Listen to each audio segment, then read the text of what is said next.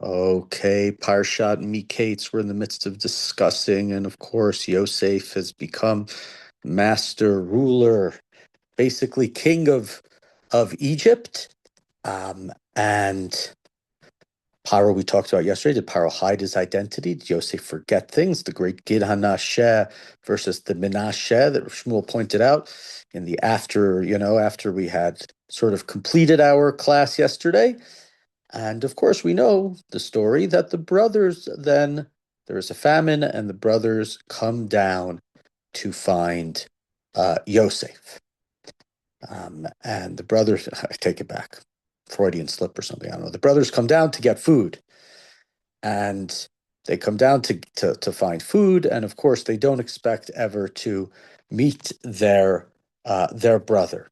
And there's one word more than any other word that appears in this parsha and in this story that's very, very significant and very important. And this is from Perek Membet, okay? And it begins Pasuk Zayin.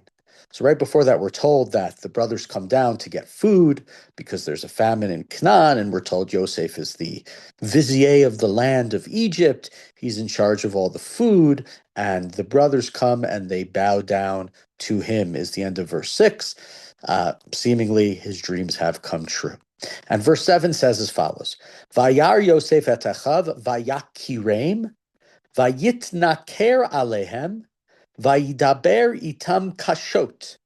Yosef recognized his brothers, but he acted like a stranger to them, and he spoke harshly to them. And he said to them, Me'ayin batem, vayomer meretz Canaan lishbor ochel. And he said to them, where did you come from? And they said, we came from Canaan to purchase food, to get food. And the next verse it says, Pasuk Chet, Vayaker Yosef et achav veheim lo hikiruhu. Yosef recognized his brothers, but they did not recognize him. And then it goes on and says, and Yosef remembered his dreams, etc., etc. But the key word that we have here, which is 4 times in these verses, is from the Shoresh lehakir, to recognize. Vayaker Yosef et achav. Yosef recognized his brothers. Vehem lo ikiru, and they didn't recognize him. Now they've identified that they came from the land of Canaan. We know 10 of them, not 11 of them.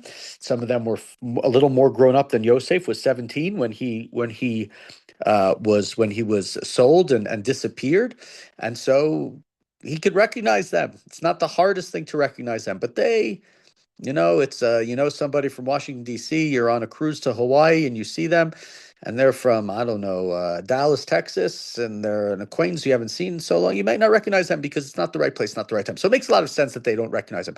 But the Torah, over and over again, is using this word to lahakir, to recognize. And that is a key word in the second half of this book. If we go back to the story of the sale of Yosef, what happens? The brothers come to their father, and what do they say?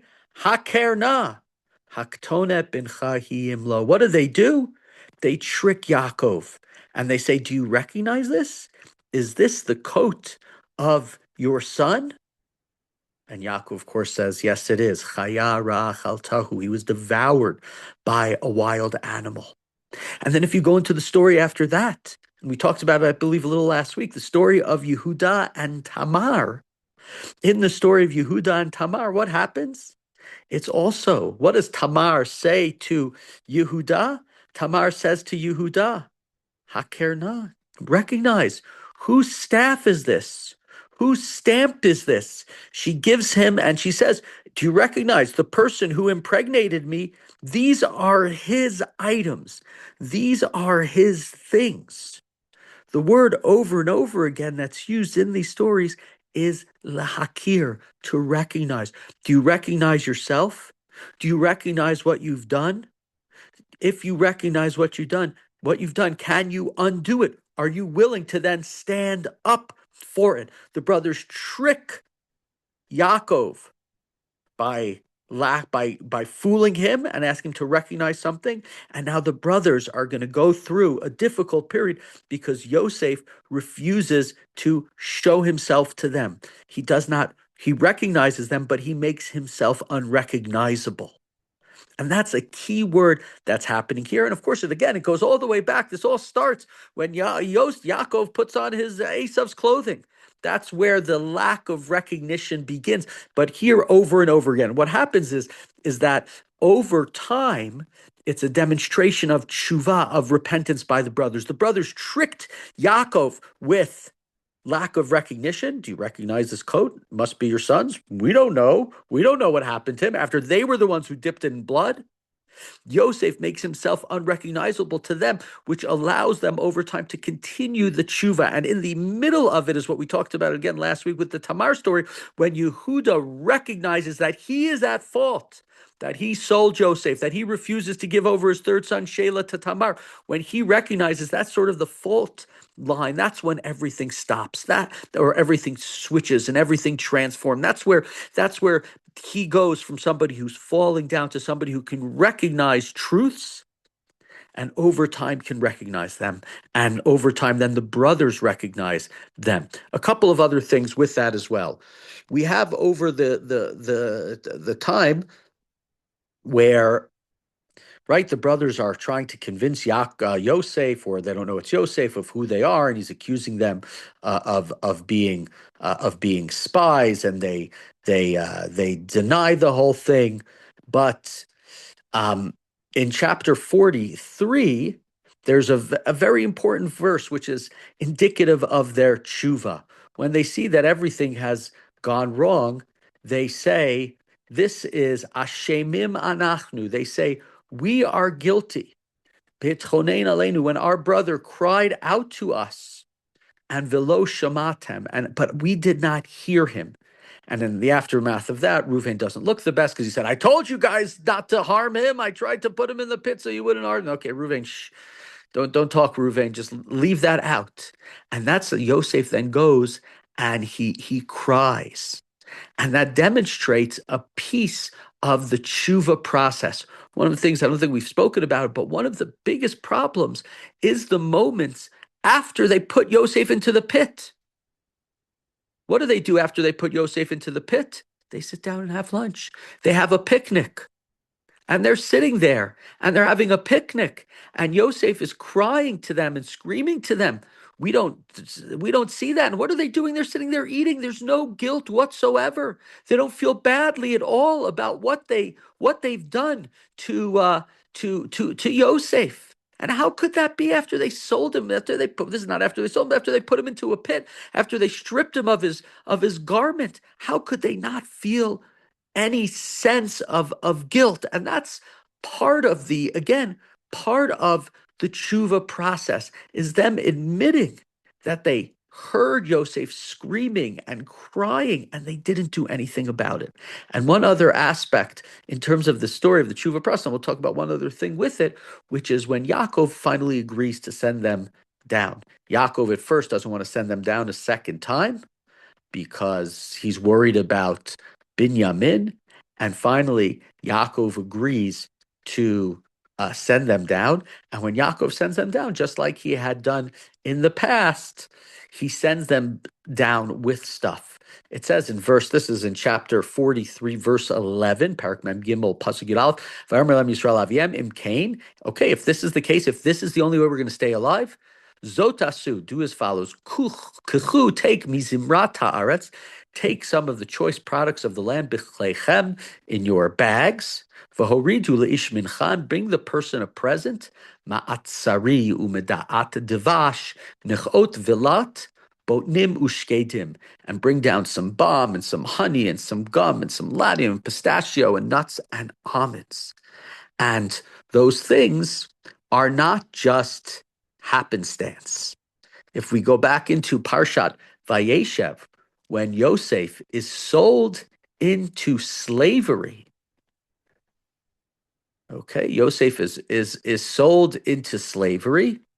Sorry, I'm trying to get the pasuk open. We're told about the Yishmaelim who bring him into slavery, and the Yishmaelim have a lot of the same things. This is for back in 37:25. Vayeshvu lechol lechem. This is the same verse where I said where they sat down to eat. Vayisu einayim, and they looked up. Vayiru v'nei orchot Yishmaelim, and there were caravans of Yishmaelim, we'll call them traders, ba mi Gilad, who were coming for Gilad. Ugumaleim nosim nochot utsri valot. And what did they have on their camels? Gum, balm, and ladanum. Some of the very same things. So what we have here from the different language and from the different pieces of the story is the story setting up as one very large story. Yosef goes down with those things. Yaakov, right? Yaakov doesn't know what Yosef went down with the traders to Egypt. He has no idea. But Yaakov sends down many of those same things down to Egypt. It's it's for the reader. It's a sign of sort of the tshuva process, the things that we're having a repetition of the same thing. And so the key word here is, again, starts with this lahakir. And over again, through this chapter, what we're being told is we're being told about that the mistakes that they made, that they can correct them. We trick Yaakov with lahakir. Do you recognize whose coat this is? Yehuda eventually, in the next chapter, admits when he is makir, that he is the sinner, that he's the one who slept with Tamar, and he could have hid that. He didn't have to say that. And then Yosef pretends not to recognize them. Again, that makir, until eventually what happens is he has to reveal himself because he sees and he understands that they fully have repented. They feel terrible about what they've done, and Yehuda himself is willing up to give his life. But there's one other thing that's interesting here, and I don't know if we've ever discussed in the past in our lectures. There's a phenomenon in the Hebrew where a word in Hebrew in a tense can mean generally the opposite of what it generally means. And let me give you the best example, easiest example. The word for sanctity in Hebrew is the word kedusha. Right? We know Kedusha, we know Kaddish, we know Kadosh, we know all these words, and they're all different meanings related to the idea of being hallowed, sacred, holy, whatever, however you want to translate them. But there's a word in Hebrew, a Kiddesha. A Kiddesha is clearly related to the word Kedusha, Kadosh. But what is a Kiddesha? A Kiddesha is a prostitute. A Kiddesha takes something that is holy and makes it profane. It takes the word and it reverses the meaning. And we have that in certain places in the Hebrew language. The easiest one to point out to, again, is the Kedusha, Kedesha, but we have it here as well. What did I say to you? What's the key word here? Over and over again throughout the parts of the story, lahakir, to recognize. Right? Yehuda doesn't recognize Tamar because she covers herself up. But he does admit he recognizes his walking staff and his seal. Yaakov, do you recognize your brother? Yosef recognizes brothers; they don't recognize him. But also, what does it say? It says, Yosef recognizes his brothers. Vayitnaker. And what that means is Vayitnaker Yosef elachav is Yosef makes himself unrecognizable. It's like the Kedusha Kadesha. He makes himself unrecognizable to them by allowing them not to recognize him. He doesn't admit who he is. He doesn't speak with any sort of Canaanite accent. He speaks very harshly to them. He pretends he doesn't know them. There's a word in the Torah that we're familiar with, the word Nachri. A Nachri is a stranger. A Nachri is somebody that we don't know. And maybe you all knew this, and I didn't know this until a couple of months ago when I was learning about this. What is Nachri? Nachri is related to the same word lehakir, to recognize, which makes it very, very interesting to me. That person who I don't recognize is a Nachri. Why? Because I don't give them recognition. I don't recognize them. It's not that they're a stranger because we've never met. It's in a sense, they're a stranger because I am not going over to them and introducing myself to them. There's a responsibility we have from the reversal of this word, lahakir, to a nachri, that we have an obligation to make somebody not be a stranger.